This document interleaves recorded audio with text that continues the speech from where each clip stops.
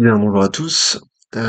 Aujourd'hui, je voudrais qu'on travaille un peu sur la notion de langage, parce que c'est une des dernières qu'on n'ait pas abordées. Donc, je voulais faire une petite capsule sur la question suivante. La pensée précède-t-elle le langage? Vous trouverez normalement dans votre boîte mail l'exemplier qui est associé à cette vidéo, qui contient donc deux textes, le texte de Bergson et le texte de Hegel. C'est ces deux textes qui vont nous servir de matériaux pour la réflexion aujourd'hui. Alors comme c'est une notion qu'on n'a pas encore abordée, je pensais commencer par quelques éléments de définition.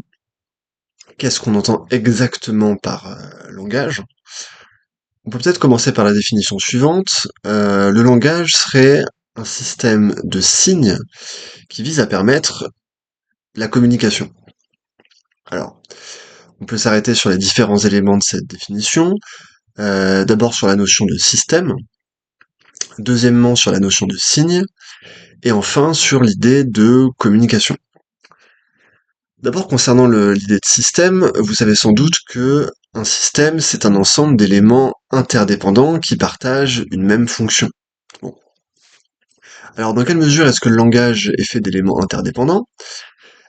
L'idée, c'est que si pour l'instant j'accepte de confondre le langage et la langue, qui sont pas exactement la même chose, mais si pour l'instant je dis que c'est la même chose, euh, on doit constater que les différents éléments d'une langue, ou même les différentes fonctions de la grammaire, par exemple le nom, le verbe, l'adjectif, l'adverbe, ce genre de choses, ces fonctions sont dépendantes les unes des autres. C'est-à-dire que pour former une phrase signifiante, ou du moins pour former une phrase, je vais y arriver, une phrase prédicative, vous avez besoin d'un sujet, d'un verbe et d'un complément. Et ces différentes fonctions renvoient les unes aux autres. C'est-à-dire que, par exemple, le verbe sert à décrire l'action qui est réalisée par le sujet. Donc déjà, vous avez évidemment cette interdépendance entre le verbe et le nom, interdépendance également entre l'adjectif et le nom, puisque l'adjectif vient qualifier le nom. Enfin bref, vous avez des fonctions qui se répondent. C'est la même chose pour les différents mots dans le langage. Vous avez plusieurs linguistes qui soutiennent que, au fond, le sens des mots leur vient de leur contraste avec d'autres mots. Que typiquement, si le mot noir a un sens, c'est pas parce qu'il désigne quelque chose, mais parce qu'il désigne un contraste avec un autre domaine de choses qui serait le blanc. Donc au fond, c'est le contraste entre les significations qui permettrait de remplir chaque signification. Bon, pour l'instant, retenons simplement l'idée toute bête que euh, une langue c'est un système et que le langage en général est systématique dans la mesure où il associe plusieurs fonctions qui sont interdépendantes. Deuxièmement, la notion de signe. Alors cette notion de signe, on la doit essentiellement à un des inventeurs de la linguistique moderne, qui s'appelle Ferdinand de Saussure, S-A-U-2-S-U-R-E. Saussure, donc c'est un linguiste de la fin du XIXe siècle, qui a essayé de démontrer la thèse selon laquelle euh, l'ingrédient de base du langage, c'est ce qu'on appelle le signe. Toute communication se fait à base de signes. Alors dans un signe, vous avez deux ingrédients, deux éléments, qui sont comme les deux faces d'une pièce. Vous avez d'abord le signifiant. Le signifiant, c'est l'enveloppe sonore ou graphique du sens. C'est-à-dire que le sens, c'est un peu comme un homme qui serait dans une voiture. Le sens, il est toujours dans un véhicule qui permet la communication. Par exemple, quand je vous parle d'une table, l'idée que j'ai dans la tête, elle va être convoyée par les syllabes ta, be, le, table, ou bien par les symboles écrits en caractère latin que je vais coucher sur le papier. Donc le signifiant, c'est cette partie sensible de l'idée. C'est la partie qu'on peut entendre avec les oreilles ou qu'on peut voir avec les yeux dans le cas de l'écriture. Bien sûr, donc je vous disais à l'instant que le signifiant, il transporte un sens. Ce sens, c'est le signifié. Le signifié, c'est l'idée que je veux faire passer à travers le signifiant. Quand je veux vous montrer une table, que je prononce le mot table, je pense à quelque chose, j'ai une certaine idée dans la tête, du moins une certaine volonté de signification, et cette idée-là, c'est le signifié. C'est ce que je veux dire quand j'utilise le signifiant. Vous remarquez une chose à ce stade, c'est que pour Saussure, le signifiant, ce n'est pas la chose qui est désignée. Par exemple, quand j'utilise le mot de table, je veux pas parler d'un objet qui serait dans le monde. par exemple, de cette table-là que j'ai à ma gauche. J'ai pas vraiment de table à ma gauche, mais c'est tout comme. Je veux pas désigner une chose physique, réelle, qui existerait en dehors de mon corps. Je veux désigner une idée que j'ai dans la tête. Si vous préférez, on peut utiliser le mot concept. Je veux désigner le concept de table, et non pas un objet particulier. Le mot adéquat pour désigner l'objet à quoi renvoie l'idée, c'est référent. D'accord? Donc quand j'utilise le mot table, au fond, il y a trois choses différentes. Enfin, on va commencer par distinguer entre deux choses. Quand je vous parle d'une table, il y a deux choses différentes. C'est d'abord le référent. Par exemple, je vous parle de mon bureau. Bah, l'objet physique, matériel qui existe dans le monde, c'est le référent. Et table, c'est le signe. Ce signe, à son tour, il se décompose en deux.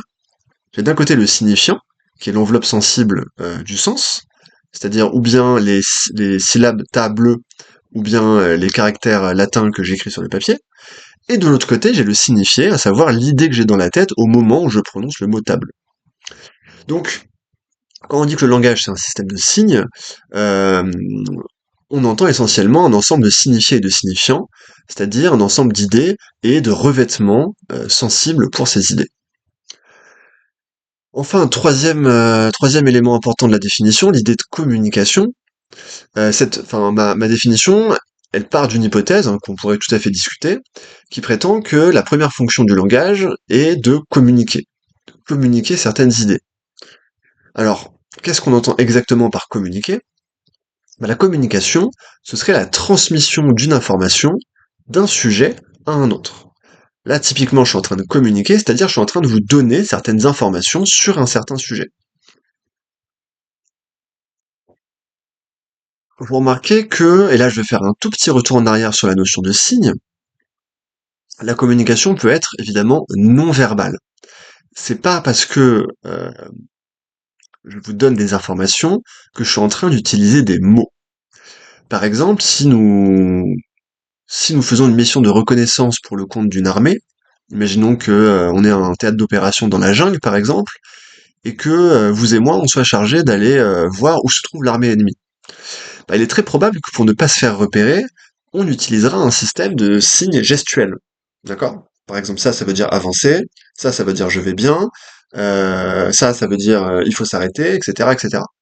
Donc, il y a des signes non verbaux, d'accord? Il y a des signes non verbaux, typiquement des signaux, enfin des, 1, 2, 3, je vais y arriver. Dans les signaux de fumée, vous retrouvez la distinction entre signifiant et signifié. Quand les Indiens s'adressent des signaux de fumée les uns aux autres, bah, vous avez la fumée qui est le signifiant, et l'idée derrière la fumée qui est le signifié. Qui peut signifier par exemple attention, l'ennemi arrive, il faut partir. Bon. Donc, hein, le signe n'est pas forcément de nature verbale. Voilà. Donc je reviens à la notion de communication. La communication, c'est la transmission d'une information. Alors, ça peut nous permettre de distinguer plusieurs concepts voisins de la communication. Par exemple, la conversation. La conversation, elle va se distinguer essentiellement de la communication par sa fonction. Quel est le but de la communication? Bah, finalement, c'est un but utilitaire. C'est-à-dire que j'ai besoin que vous connaissiez une information que je veux vous transmettre. Dans le cadre de l'exemple de l'armée, ça se comprend très bien, puisque dans une armée, on a besoin de communiquer pour survivre, pour vaincre l'adversaire, et pour s'organiser. Donc ici, le but de la communication, dans l'exemple militaire, il est purement utilitaire. Voilà. Il est utile de transmettre des informations, c'est même nécessaire dans un certain nombre de cas. Quand on commence à parler de conversation, c'est que la fonction de l'échange se modifie. Quand on parle de conversation, en général, on suppose qu'on converse pour le plaisir, pour l'agrément, en tout cas pas seulement ou pas d'abord pour l'utilité. C'est le sens que pouvait avoir la notion de conversation dans les salons, par exemple, dans les salons bourgeois ou aristocratiques de l'Ancien Régime. Faire la conversation, c'était attendre de l'échange de paroles un certain plaisir, qui venait simplement de l'échange de bons mots, de poèmes, d'anagrammes, d'épigrammes, enfin de formes linguistiques qui devaient procurer du plaisir. J'en profite pour rappeler que, excusez-moi, ça nous permet de voir que le l'échange d'informations ou l'utilité n'est pas la seule fonction du langage. Évidemment qu'il y a des usages gratuits du langage. Par exemple, dans la littérature, quand on écrit un roman ou un poème, c'est avant tout pour provoquer une émotion esthétique. C'est pas d'abord pour mieux survivre, mieux agir, ou ce genre de choses. Donc, communication, utile, nécessaire, échange d'informations utile ou nécessaire, conversation, échange de paroles qui vise essentiellement à l'agrément, plaisir en tout cas. Euh, on peut également distinguer donc la communication et la conversation du dialogue. Quand vous avez un dialogue, vous avez d'abord l'idée que vous avez plusieurs participants, pas forcément deux, il y a des dialogues à plus de deux, bon, mais vous avez surtout l'idée que le dialogue sert à résoudre un problème, sert à résoudre une difficulté. C'est qu'au début du dialogue, on n'est pas forcément d'accord, et à la fin, on essaie de se mettre d'accord. C'est le sens que le mot dialogue peut avoir dans les dialogues de Platon, par exemple. Dans les dialogues de Platon, on a une certaine question à débattre. Qu'est-ce que la vertu? Qu'est-ce que la connaissance? Qu'est-ce que le bien? Etc. etc. Et au bout du dialogue, on essaie de se mettre d'accord sur la définition de ces mots. Bon. C'est également le sens qu'a le dialogue dans l'expression dialogue social. Alors les spécialistes de SES seront peut-être à même de connaître cette expression. Le dialogue social, c'est tout simplement euh, les tractations entre l'État, les entreprises et les salariés pour produire des décisions qui sont conformes aux intérêts de tous, pour produire une sorte de consensus. C'est ça le dialogue social. Donc vous voyez que dans ces deux exemples, on a l'idée qu'un dialogue, c'est une tentative de résoudre un problème par la parole. Ce qui me permet de faire une toute petite remarque, c'est pour cette raison qu'on oppose le dialogue à la violence. Qu'on dit finalement il faut autant que possible renoncer à la violence et s'efforcer de dialoguer. C'est que finalement, si on essaie de résoudre un problème par le dialogue, c'est que provisoirement, au moins, on met de côté l'exercice de la violence physique. Alors évidemment, c'est un sujet qui appellerait beaucoup de nuances et quelques objections, mais pour l'instant, on peut dire ça. Alors, cette notion de communication, elle nous permet de voir un peu le sujet qu'on va étudier aujourd'hui d'un peu plus près, puisque je vous le rappelle, ce sujet, c'est la pensée précède-t-elle le langage? À l'instant, je vous parlais de communication, ce qui suppose qu'il y a quelque chose à communiquer. Tout à l'heure, je vous disais, hein, communiquer, c'est communiquer une information. Si on précède un petit peu, si on, je suis fatigué, si on précise un petit peu, pardon, on a l'idée que ce qui est communiqué, donc c'est sûr, c'est une information, mais c'est surtout et d'abord une pensée. C'est un contenu mental qui a été pensé par quelqu'un. Bon. Et donc, ce simple constat nous permet de donner une première réponse au sujet, c'est que, en théorie, en principe, la pensée précède le langage. Puisque avant de dire quelque chose, il faut bien que j'ai pensé ce que je vais dire.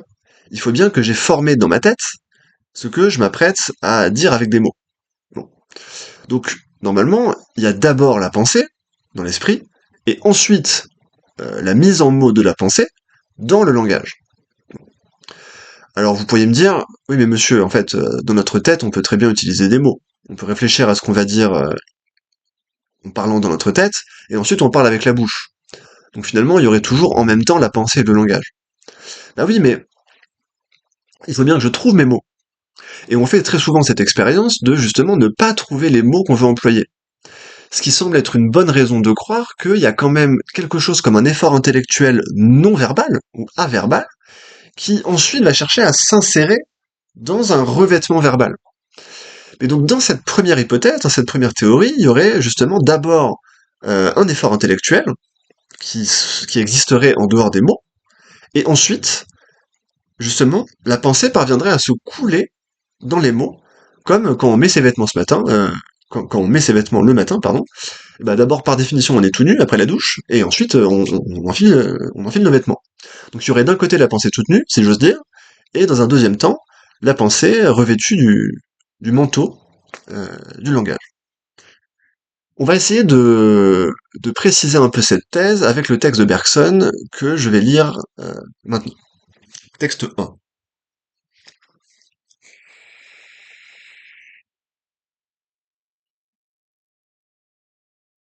Chacun de nous a sa manière d'aimer et de haïr, et cet amour, cette haine, reflète sa personnalité tout entière.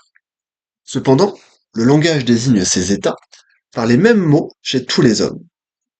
Aussi n'a-t-il pu fixer que l'aspect objectif et impersonnel de l'amour, de la haine et des mille sentiments qui agitent l'âme.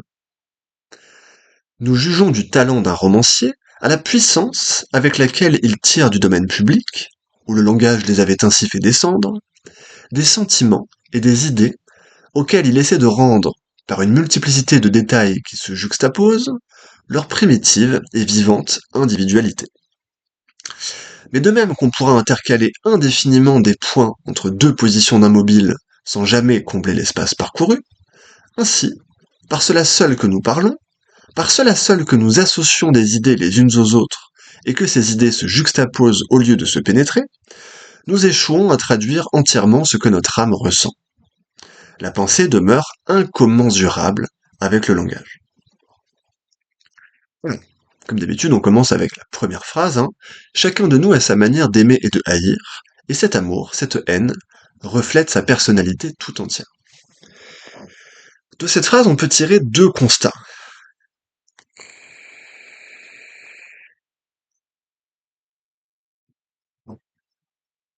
Le premier, c'est l'idée que l'émotion est une réalité averbale ou non verbale. C'est-à-dire que l'amour, c'est pas d'abord un discours, c'est d'abord un sentiment. Quelque chose qui existerait dans notre cœur ou dans notre corps. C'est le cœur qui bat, c'est la circulation sanguine qui s'accélère. C'est quelque chose justement qu'on a du mal à traduire en mots. Donc l'émotion, elle serait pas d'abord un poème ou pas d'abord une déclaration. La déclaration d'amour, elle viendrait dans un deuxième temps. Il y aurait d'abord l'amour qui ne se dit pas, qui ne se met pas en mots, qui existe à titre de réalité purement psychologique. Ça, ce serait la première remarque. La deuxième, c'est que, selon Bergson, il y a une spécificité individuelle de l'émotion. C'est-à-dire qu'on ne ressent pas tous les émotions de la même manière, et par conséquent, le mot amour ne signifie pas la même chose pour moi et pour vous, et pour chacun d'entre vous. Chacun a sa manière d'aimer. Chez certains, l'amour se traduit par la fuite et l'évitement, parce qu'on peut être timide, par exemple.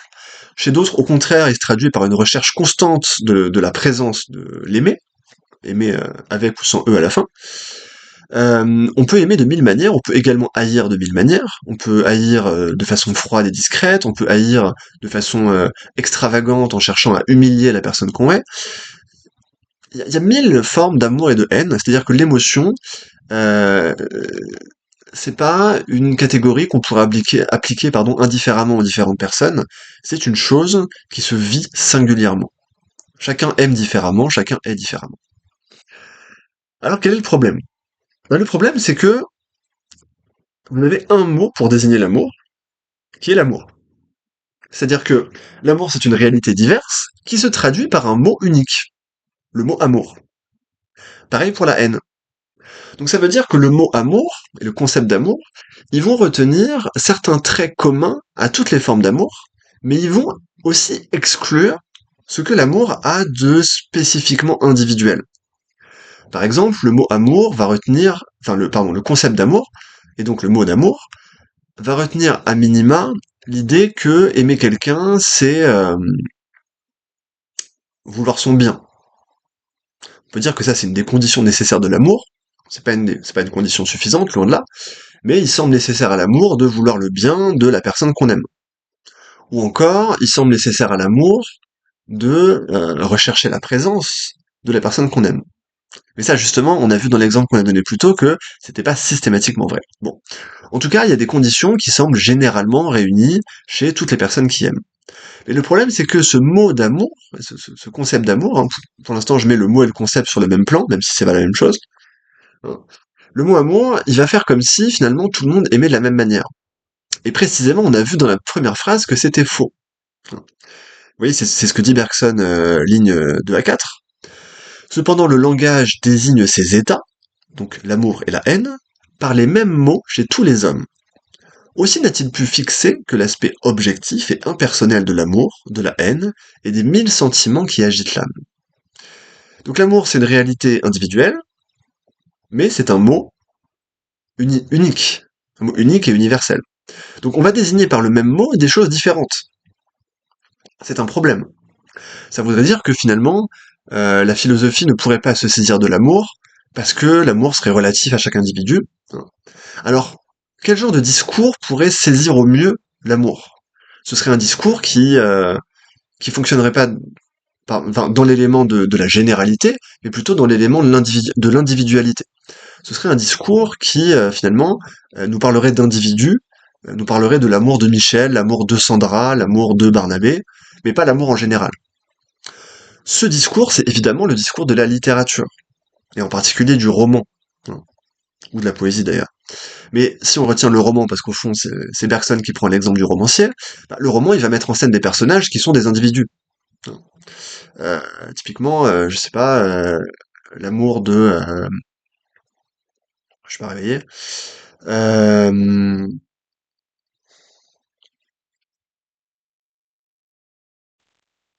Pardon, j'ai pris une micro-pause, j'avais un trou de mémoire. L'amour de Julien Sorel pour Madame de Rênal, dans Le Rouge et le Noir, de Stendhal, bah, c'est une relation particulière, hein, avec des individus particuliers, donc une relation qui ne peut exister, par définition, qu'en un seul exemplaire. Et donc, ce que nous dit Bergson, dans les lignes 4, 5, 6, 7, 4 à 7, c'est que, justement, le discours qui pourra dire l'amour adéquatement, ce serait un discours du singulier, justement, un discours de ce qui n'existe qu'en un exemplaire, c'est donc la littérature. Je relis les lignes 4 à 7. Nous jugeons du talent d'un romancier à la puissance avec laquelle il tire du domaine public, où le langage les avait fait ainsi descendre, des sentiments et des idées auxquels ils essaient de rendre, par une multiplicité de détails qui se juxtaposent, leur primitive et vivante individualité. Autrement dit, le romancier, quand il décrit un personnage amoureux, il va faire en sorte de préciser cette généralité qu'est le mot amour. Et il va essayer de lui adjoindre des détails qui vont permettre de saisir au mieux, si vous voulez, la réalité de ce qu'est l'amour. Parce qu'en fait, ici, l'opposition que fait Bergson, c'est l'opposition entre l'abstraction et la concrétude. Il nous dit, le mot, c'est toujours une abstraction.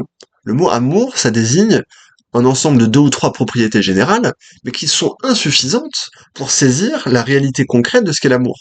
L'amour qui existe vraiment dans le cœur des gens, pour prendre des exemples aussi très différents, on peut prendre l'amour que telle personne dans la classe a pour ses parents, l'amour que telle personne dans la rue a pour son chien, le chien qu'il est en train de promener, l'amour que telle femme a pour son mari, ou que tel grand-père a pour ses petits-enfants. Bon là, on a différentes formes d'amour, mais à chaque fois, dans chacune de ces relations, on a une forme d'amour qui correspond à une réalité vécue différemment. Et donc, le travail de l'artiste, ça va être de représenter justement ces particularités-là. Et la différence entre l'art et la philosophie, c'est que la philosophie va procéder par concept, c'est-à-dire par grandes boîtes qui contiennent des propriétés générales, alors que l'art va procéder par individu. Le peintre, par exemple, représente tel homme dans tel bar, le romancier représente telle relation amoureuse entre tel étudiant et telle femme plus âgée. Évidemment, là, je pense à Julien Sorel et Madame de Rênal. Mais en tout cas, l'élément de l'artiste, c'est la particularité. Il représente des personnes bien particulières, dans un contexte bien particulier. Bon. Et justement, il va pouvoir préciser les détails qui rendent ces relations si particulières. Ce que ne peut pas faire le philosophe, puisque le philosophe, lui, il s'intéresse qu'au général. Qu'est-ce qui existe en général. Bon. Donc, ça veut dire que l'artiste peut saisir la réalité de l'amour, alors que le philosophe ne le peut pas. Bon. Ce qui est assez paradoxal, vous le remarquez, dans un texte où précisément, un philosophe nous parle de l'amour. Mais là, il nous parle justement d'une théorie générale de l'amour. Il ne parle pas d'un amour particulier. Bon. Donc, alors justement, Bergson nous dit pour l'instant, l'artiste, et en particulier le romancier, il peut s'approcher de cette réalité qu'est l'amour. Est-ce qu'il peut la saisir? Est-ce qu'il peut rendre parfaitement cette réalité intime qu'est l'amour? On aura la réponse dans la dernière partie du texte, de la ligne 7 à la fin. Je relis.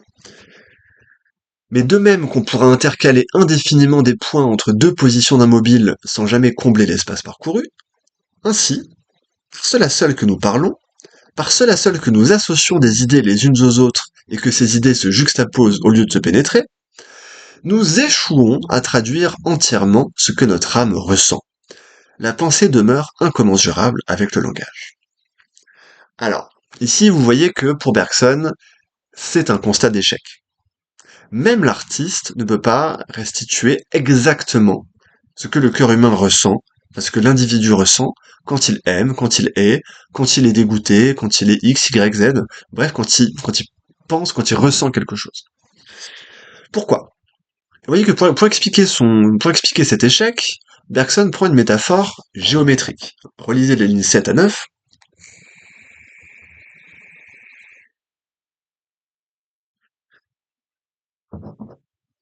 Il nous dit, quand on fait de la physique, en particulier de la mécanique, on peut vouloir décrire la trajectoire d'un objet dans l'espace. Par exemple, je jette une boule de pétanque. Je suppose que tout le monde dans la classe a déjà fait au moins une fois de la pétanque. Quand je jette une boule de pétanque, eh bien, en tant que physicien, je peux essayer de décrire la trajectoire de la boule dans l'espace. Par exemple, quand je vais tirer, c'est-à-dire essayer de dégager une boule adverse, je vais avoir tendance à avoir une trajectoire plutôt rasante. Inversement, quand je vais pointer, c'est-à-dire quand je vais viser un point spécifique sur le terrain de jeu, pour placer ma boule, bah, je vais avoir tendance à avoir une trajectoire plutôt parabolique, hein, une sorte de cloche, comme ça, pouf.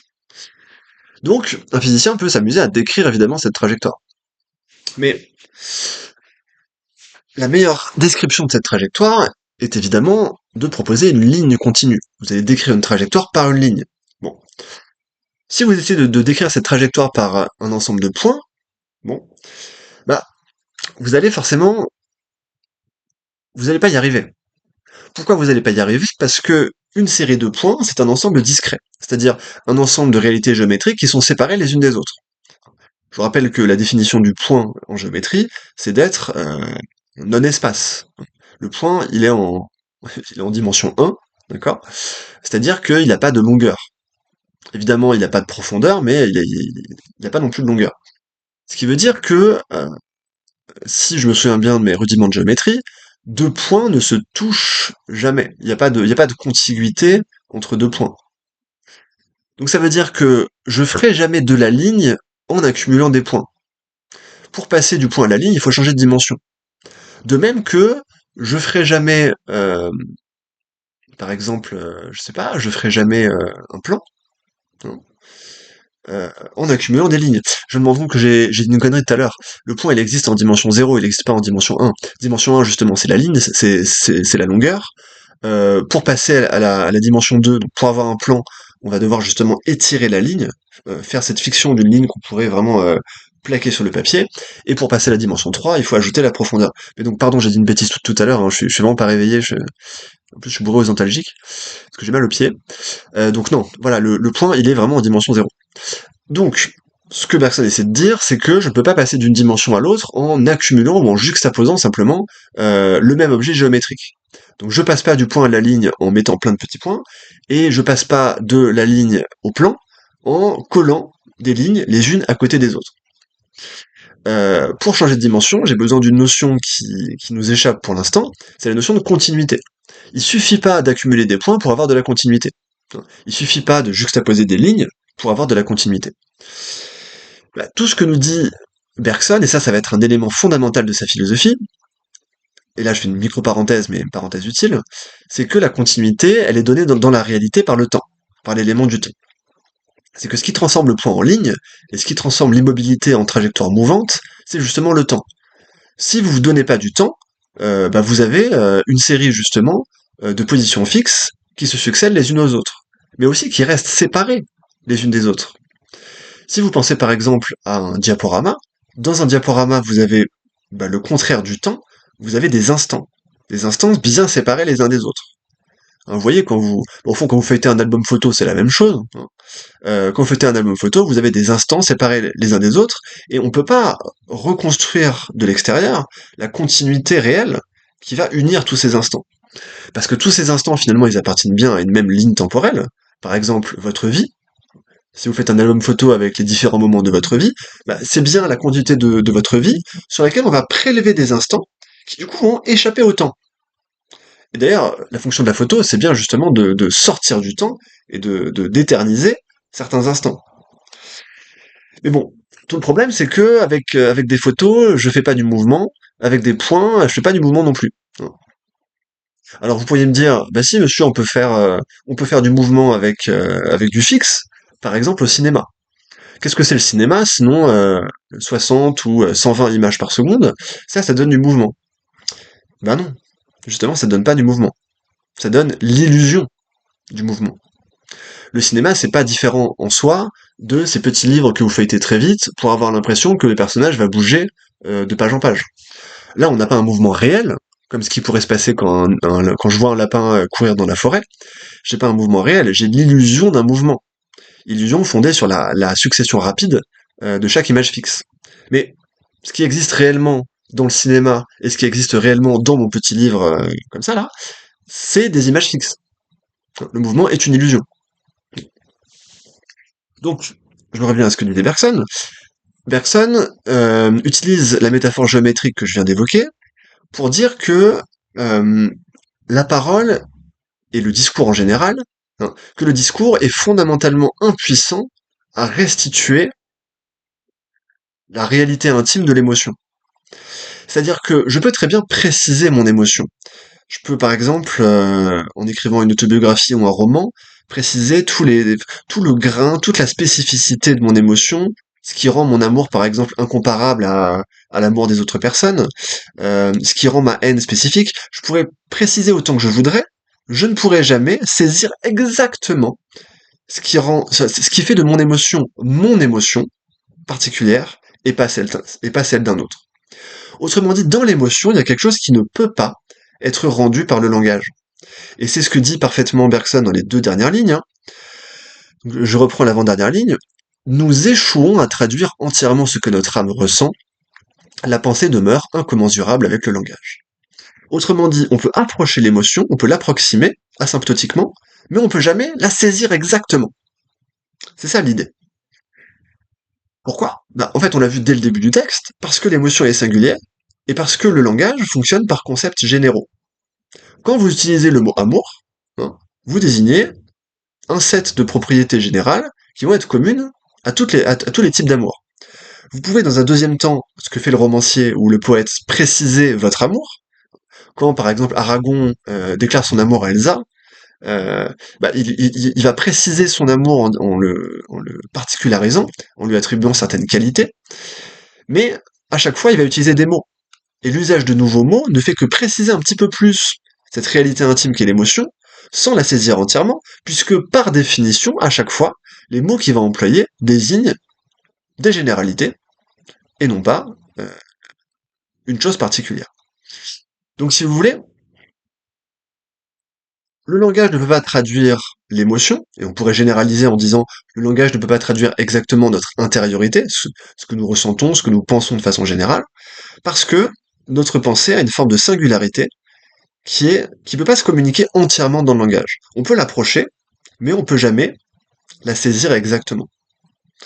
De la même façon que je pourrais vous dire, par exemple, euh, vous pouvez jamais épuiser une feuille à 4, c'est-à-dire couvrir tout l'espace d'une feuille à 4, en plaçant des pièces de monnaie dessus. Si vous prenez comme règle l'idée que les pièces de monnaie ne doivent pas se superposer, hein, bah dans ce cas-là, vous arriverez jamais à couvrir l'intégralité de l'espace de la feuille. Il y aura toujours un écart entre les pièces. Et vous pouvez bien réduire autant que vous voulez l'échelle des pièces. Vous pouvez imaginer des pièces qui feront 2 microns, qui seront d'une taille ridicule. Dans ce cas-là, vous allez peut-être diminuer l'espace vacant entre les pièces, mais vous aurez toujours de l'espace entre les pièces. C'est ça l'idée. Donc on peut approximer, mais on peut pas saisir. Ça veut dire que il y a de l'ineffable. Ineffable, ça va être un mot qui va revenir dans le deuxième texte. Ineffable, c'est l'idée que il y a des choses qui peuvent pas être saisies, être traduites par le langage. Il y a des réalités qu'on peut pas attraper par le langage. Alors, la plupart du temps, l'ineffable, ça va être un mot qui appartient au vocabulaire de l'art ou au vocabulaire de la religion. Ça va être une expérience si forte, si puissante, qu'on aura du mal à la traduire en mots.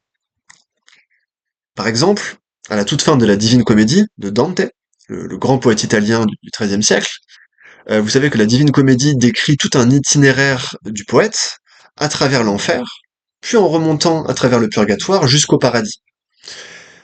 Pour simplifier, c'est l'histoire d'un gars qui va chercher sa meuf au paradis. C'est ça. Et il va littéralement visiter l'enfer dans la première partie, le purgatoire dans la deuxième, et enfin dans la troisième partie, il va visiter les différentes sphères qui composent le monde tel qu'on l'imaginait au Moyen Âge. Et donc, à la toute fin de la Divine Comédie, Dante, le poète qui décrit ce voyage imaginaire à travers l'au-delà, quoi, il va tomber sur Dieu. Mais il va pas parvenir à retenir cette vision ou à la soutenir plus de quelques instants. À partir du moment où il arrive à contempler cette réalité, il va instantanément perdre connaissance et se réveiller chez lui, sur Terre.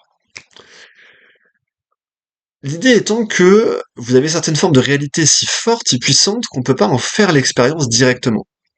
Vous vous souvenez de la phrase de La Rochefoucauld, hein, que je vous avais citée dans le cours sur la conscience, le soleil ni la mort ne se peuvent regarder fixement, c'est-à-dire que le soleil ça nous aveugle, et de même, la perspective de notre propre mort, ça nous paralyse, on n'arrive pas à soutenir cette pensée plus de quelques secondes.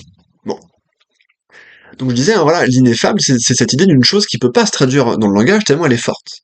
Mais ici, vous voyez qu'une chose aussi simple que l'émotion relève également de l'ineffable.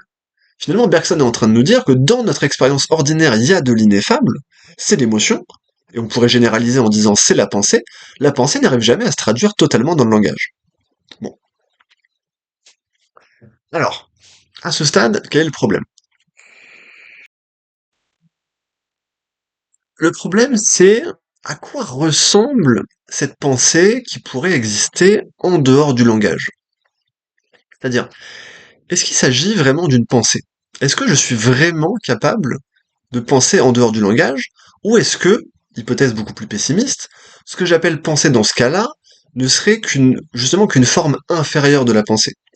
Autrement dit, est-ce que l'ineffable, c'est vraiment la partie supérieure de la pensée, c'est-à-dire une pensée tellement puissante, tellement particulière que j'arriverai pas à la transmettre? Et dans ce cas-là, c'est le langage qui est insuffisant. Donc là, finalement, la pensée précéderait le langage parce que la pensée serait plus riche, plus complexe que le langage, et le langage n'arriverait pas à saisir justement cette richesse de la pensée. Ou alors, deuxième hypothèse, est-ce que c'est au contraire la pensée qui serait en défaut, pardon, et dans ce cas-là, l'ineffable, ce serait pas le symptôme d'une faiblesse ou d'une impuissance du langage, mais ce serait au contraire le symptôme d'une pensée, insuffisamment réfléchie, insuffisamment déterminée, et l'ineffable, il serait pas au-dessus du langage, il serait en dessous. C'est-à-dire que l'ineffable, ce serait quelque chose qu'on n'a pas réussi à penser clairement, et justement, la pensée claire n'arriverait qu'avec le mot, qu'avec le langage. Donc dans ce cas-là, à la rigueur, c'est presque le langage qui précéderait la pensée. Dans le sens où la pensée, elle devient vraiment pensée à l'instant où elle s'élève à la hauteur du langage. C'est l'hypothèse qu'on va examiner dans le texte 2, donc le texte de Hegel que je vais lire maintenant. C'est dans les mots que nous pensons. Nous n'avons conscience de nos pensées, déterminées et réelles, que lorsque nous leur donnons la forme objective, que nous les différencions de notre intériorité, et par suite, que nous les marquons d'une forme externe, mais d'une forme qui contient aussi le caractère de l'activité interne la plus haute. C'est le son articulé, le mot, qui seul nous offre une existence où l'externe et l'interne sont si intimement unis. Par conséquent, vouloir penser sans les mots, c'est une tentative insensée. Et il est également absurde de considérer comme un désavantage et comme un défaut de la pensée cette nécessité qui lie celle-ci aux mots. On croit ordinairement, il est vrai, que ce qu'il y a de plus haut, c'est l'ineffable. Mais c'est là une opinion superficielle et sans fondement. Car en réalité, l'ineffable, c'est la pensée obscure, la pensée à l'état de fermentation, qui ne devient claire que lorsqu'elle trouve le mot. Ainsi, le mot donne à la pensée son existence la plus haute et la plus vraie. Alors, vous voyez que Hegel annonce la thèse de son texte dès le début, première phrase, c'est dans les mots que nous pensons. Autrement dit, il va s'opposer directement à l'idée de Bergson selon laquelle il y aurait un reste de pensée qui ne pourrait jamais se traduire dans les mots. Au contraire, Hegel fait une équivalence entre la pensée et le langage, il déclare explicitement qu'il n'y a pas de pensée hors du langage. Donc, alors, dans ce cas-là, quel serait le statut de cette apparence de pensée hors du langage? Au fond, qu'est-ce que cette pensée qu'on a l'impression de pouvoir penser sans les mots, ou avant les mots? Il va répondre à cette question juste après. Donc ligne 1, je reprends. Nous n'avons conscience de nos pensées déterminées et réelles que lorsque nous leur donnons la forme objective. Ah, qu'est-ce que ça veut dire?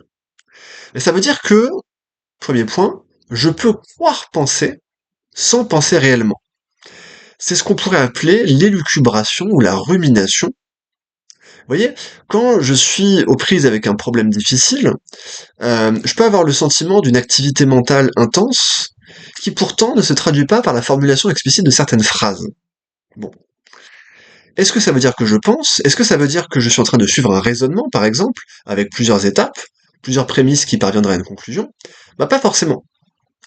Ça peut simplement vouloir dire que ma pensée est en train de tourner, exactement comme un processeur informatique qui tournerait, sans parvenir à trouver l'expression qui la rendrait réelle. Mais ce que veut dire réel là-dedans, ce qui est important là-dedans, c'est que la pensée qui n'est pas encore exprimée reste de la bouillie mentale, une sorte de bouillie mentale. Et vous voyez, penser, c'est donner une forme acceptable par les autres à notre bouillie mentale. C'est-à-dire que dans ma tête, il peut y avoir beaucoup de choses, c'est pas très clair, c'est confus, il y a peut-être des couleurs, des émotions, des regrets, des images, bon, il y a plein de choses. Mais à partir de quel moment est-ce qu'on parle de pensée? On parle de pensée quand les autres peuvent me comprendre.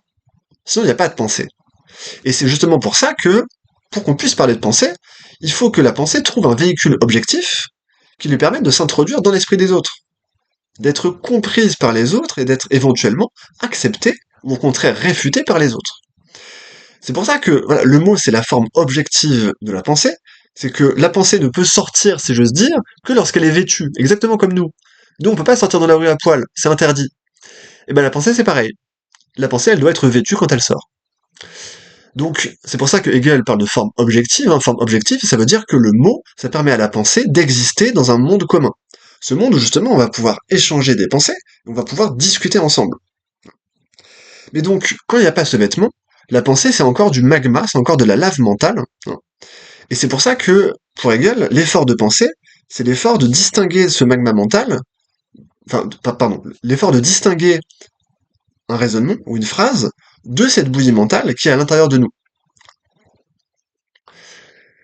À partir du moment où on arrive à faire ça, on arrive à rejoindre justement l'idée et le mot, dans ce cas-là, on a une pensée, c'est-à-dire, ligne 4, une forme qui contient aussi le caractère de l'activité interne la plus haute. Parce que justement, à partir du moment où je parle, ou bien j'écris, le mot n'est pas seulement une coquille vide. Quand je parle pas au hasard. Quand j'écris pas au hasard. Le mot, il porte la trace de la pensée. C'est-à-dire que le mot, il est rempli, il est habité par une volonté de signification. Et c'est pour ça que Hegel parle d'activité interne. C'est que le mot, il est justement habité par la pensée. Le mot, il va convoyer la pensée. Bon. Mais donc, c'est pas une coquille vide. C'est ça qu'il faut retenir. Je reprends la ligne 4. C'est le son articulé, le mot, qui seul nous offre une existence où l'externe et l'interne sont si intimement unis. Par conséquent, vouloir penser sans les mots, c'est une tentative insensée. Et tu comprends pourquoi? Vouloir penser sans les mots, c'est finalement vouloir que les autres nous comprennent, sans auparavant avoir créé une sorte de, de connexion ou de points communs entre nous qui permettraient de me comprendre. C'est finalement vouloir être compris sans objectiver mon langage, sans objectiver ma pensée. Ce qui n'est pas possible. Puisqu'à la rigueur, Hegel accepterait l'idée que moi je peux comprendre ma propre bouillie de contenus mentaux, d'émotions, d'images, etc. Mais les autres, par définition, ne le peuvent pas. Et c'est pour ça qu'on peut pas avoir de monde commun à partir du moment où on n'a pas un langage commun. C'est-à-dire des mots qui, finalement, échappent à, euh, à l'intériorité et puissent, exactement comme un bâtiment dans une ville, puissent être partagés par plusieurs personnes. C'est à partir de ce moment-là qu'il y a la pensée. D'accord? Et c'est pour ça que ça me gonfle toujours d'entendre l'expression «je me comprends». C'est une expression qui prouve qu'on n'est pas en train de réfléchir. Quand vous dites c'est pas grave, je me comprends, vous n'êtes pas vraiment en train de penser. Parce que même vous, finalement, vous n'êtes pas très sûr de comprendre ce que vous voulez dire. Donc je me comprends, bah en fait, non. Finalement, il y a une seconde, j'avais tort de dire que nous-mêmes, on pouvait comprendre notre propre pensée sans la mettre sous la forme du langage. En fait, j'avais pas raison de dire ça, j'ai dit une bêtise. C'est une grosse bêtise. C'est une grosse bêtise qui est contraire à l'esprit du texte de Hegel. Parce que justement, à partir du moment où j'arrive pas à formuler ce que je pense, bah, même moi, j'arrive pas à saisir le contenu exact de ma pensée. Par exemple, si je pense, si j'ai un choix à faire entre deux options, disons entre deux repas, et que je sens une sorte de vague inclination envers une des deux possibilités. Je suis incliné à manger un burger plutôt qu'une salade. C'est quelque chose de très vague. Je me mets à réfléchir, à formuler mes pensées, à formuler mes raisonnements, à délibérer, donc à comparer le pour et le contre pour chaque cas. Et assez souvent, je vais faire l'expérience que la délibération me permet de changer d'avis. Ce qui veut dire qu'à partir du moment où je pense réellement, je me comprends réellement, et dans ce cas-là, je peux changer d'avis. Ça veut dire que au fond, je me comprenais pas vraiment avant de mettre ma pensée en mots. Je savais pas vraiment ce que je voulais. Je sais vraiment ce que je veux à partir du moment, non seulement où je mets en mots ma pensée, mais aussi au moment où je réfléchis. Donc à la rigueur, on pourrait aller même plus loin que Hegel, et on pourrait dire que on ne pense vraiment qu'à partir du moment où, certes, on s'exprime sous la forme de phrases, donc on donne une forme objective à nos pensées, mais surtout, on agence nos pensées sous la forme de raisonnement. Au fond, penser, c'est non seulement parler et mettre en mots, mais aussi raisonner. Je ne pense pas vraiment quand je ne raisonne pas. Donc on pourrait ajouter ça aussi. Alors, à partir de là, donc à partir de la fin de la ligne 6, Hegel va examiner cette objection courante qui consiste à dire que, idéalement, la pensée devrait pouvoir se dégager du langage. Que finalement, une communication directe, purement intuitive, hein, vaudrait mieux qu'une communication par le langage. C'est une idée qui part du principe que le langage est une sorte de handicap, ou une sorte d'obstacle entre les hommes, et que c'est un obstacle qui est toujours à contourner par la formulation précise des phrases, par la clarification de nos expressions, mais que, dans le fond, ça reste quand même un obstacle. Au fond, c'est une idée qu'on peut voir dans la science-fiction. Dans la science-fiction, vous avez des séries comme par exemple les X-Men, qui font intervenir des personnages télépathes. Et tout le principe de la télépathie, c'est que on se comprend sans parler. Bon. Cette communication serait finalement l'idéal de la communication. On échangerait directement des significations sans passer par les mots, donc sans passer par les signifiants, si on veut, et ce serait une communication qui vaudrait mieux que la communication verbale. Alors sans aller chercher de la science-fiction, on peut aussi évoquer le cas de la compréhension intuitive. Des gens qui se connaissent très bien, on dit qu'ils se comprennent à demi-mot, voire qu'ils se comprennent sans parler. Euh, Quand vous avez un très bon copain, ou un frère jumeau, ou une sœur, etc., bah, comme c'est des gens que vous connaissez parfaitement, vous n'avez pas forcément besoin d'échanger verbalement avec eux pour savoir comment ils vont réagir dans une certaine situation, ou pour savoir ce qu'ils désirent. Donc là, effectivement, ce genre de cas, ça pourrait nous mener à considérer que ça, c'est un idéal, et que le reste de nos communications, à savoir l'immense majorité de nos communications qui reposent sur l'échange verbal et linguistique, bah, c'est moins bien. C'est parce que justement, c'est moins direct. Donc l'idéal de la communication serait cette, euh, cette, cette télépathie ou cette compréhension intuitive entre les individus. Hegel va justement chercher à réfuter cette thèse. Je relis le texte à partir de la fin de la ligne 6.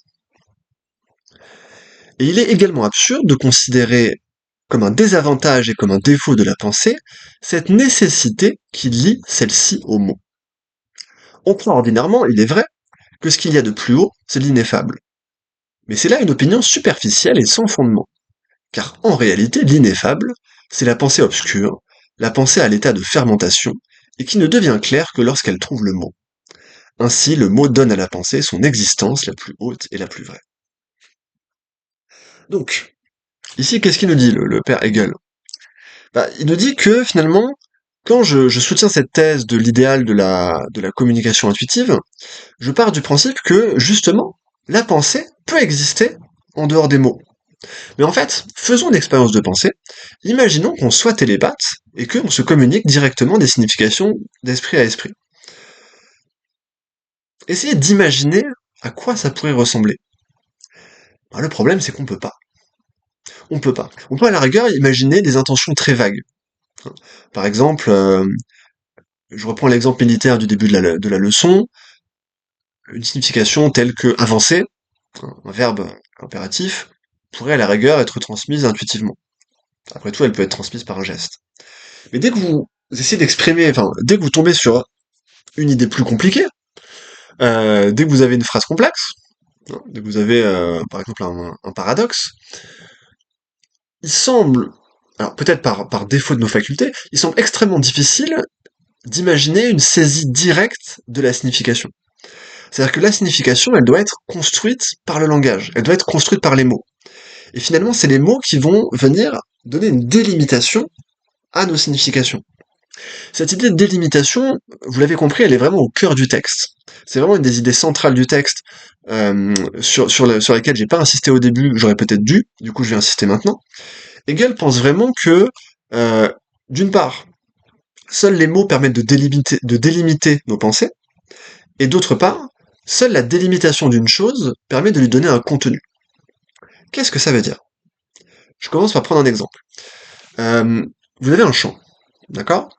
Du moins, vous vous appropriez un champ, vous venez d'arriver dans la Creuse ou dans le Montana aux États-Unis, et vous dites ça c'est mon champ, c'est à moi, c'est mon espace. Vous pouvez supposer que puisqu'il n'y a personne autour, il n'est pas nécessaire de le délimiter. Mais dans ces cas-là, vous connaîtrez pas exactement son étendue. Si on vous demande quelle surface fait votre champ, bah, vous serez bien en peine de donner cette surface-là. Si on vous demande ce qui pousse sur votre champ, pareil, vous aurez bien du mal, puisque justement, vous n'avez pas tracé des bornes à votre champ. Donc finalement, comment ne pas confondre votre champ et la prairie qui y a derrière votre champ? C'est pas possible, on est obligé de les confondre. Et si on confond les deux, bah finalement, où commence votre champ, où s'arrête-t-il? Où commence la prairie, où s'arrête-t-elle? C'est impossible de le déterminer. Donc vous voyez que mon champ, il ne peut exister, paradoxalement, qu'à partir du moment où je lui mets une borne. C'est l'acte de le limiter qui va lui donner une réalité. Toute réalité, du moins peut-on le penser, bien sûr, on peut en discuter très longtemps, mais pour l'instant j'admets cette idée, toute réalité est délimitée. Une réalité qui n'a pas de délimitation, c'est une réalité qui n'existe pas vraiment, qui n'a pas d'existence autonome. Ici, c'est la même chose avec la pensée. Une pensée qui n'est pas clairement délimitée par un mot, et par une idée, enfin surtout par un mot, c'est une pensée qui n'a pas d'existence propre. La pensée, elle commence à exister avec la distinction. C'est la distinction qui crée la pensée, et c'est pour cette raison que les distinctions sont si importantes en philosophie, c'est que on ne peut pas penser en dehors des séparations qu'on établit entre les mots. Quand je distingue entre autonomie et indépendance, entre désir et volonté, entre obligation et contrainte, bah, je donne un contenu précis à chacun des mots, mais je ne donne un contenu précis à chacun des mots qu'en l'opposant à un autre mot. D'où le commentaire que je faisais quand je commentais la notion de systématicité du langage. Je vous disais, au fond, le sens des mots, il vient du contraste avec d'autres mots. Bah là, on comprend pourquoi. C'est que finalement, c'est le contraste ou l'opposition, c'est le mouvement d'opposition et de distinction qui crée le sens, qui attribue le sens. Et c'est pour ça que finalement, la pensée en dehors du mot n'est rien, c'est qu'elle n'a pas de contenu. Le mot vient donner une limite à la pensée. Quand je pense à une table, bah finalement, je peux penser à une table, je peux penser à une table parce que j'ai le mot de table. Parce que j'ai cette capacité de forger un concept de la table qui n'est pas le concept de la chaise, qui est autre chose que le concept de la chaise. Et le mot vient contribuer justement à cette délimitation-là. C'est pour ça qu'Hegel nous dit, en réalité, donc là je suis l'avant-dernière ligne, hein, en réalité l'ineffable c'est la pensée obscure, la pensée à l'état de fermentation, autrement dit c'est la non-pensée. Si je ne suis pas capable de distinguer mes pensées les unes des autres, c'est que je ne suis pas en train de penser. La pensée commence avec la distinction. C'est ainsi que Hegel peut conclure dans la dernière phrase, hein. Ainsi le mot donne à la pensée son existence la plus haute et la plus vraie. Conclusion. Contrairement à ce que pouvait croire Bergson, hein, l'ineffable n'est pas le symptôme d'une supériorité de la pensée sur le langage, pensée-langage, c'est au contraire le symptôme d'une pensée inaboutie, une pensée qui ne s'est pas encore vraiment élevée au statut de la pensée. Donc nous ne pouvons pas penser en dehors des mots, nous pensons dans l'élément du langage. Voilà pour aujourd'hui. J'essaierai peut-être de vous faire d'autres capsules si j'ai le temps. Ce week-end, je pourrais sans doute pas travailler, mais on verra la semaine prochaine. Euh, et peut-être samedi, en fait, je sais pas si je serai là demain ou pas. Mais on verra donc au prochain cours ce qu'on va faire.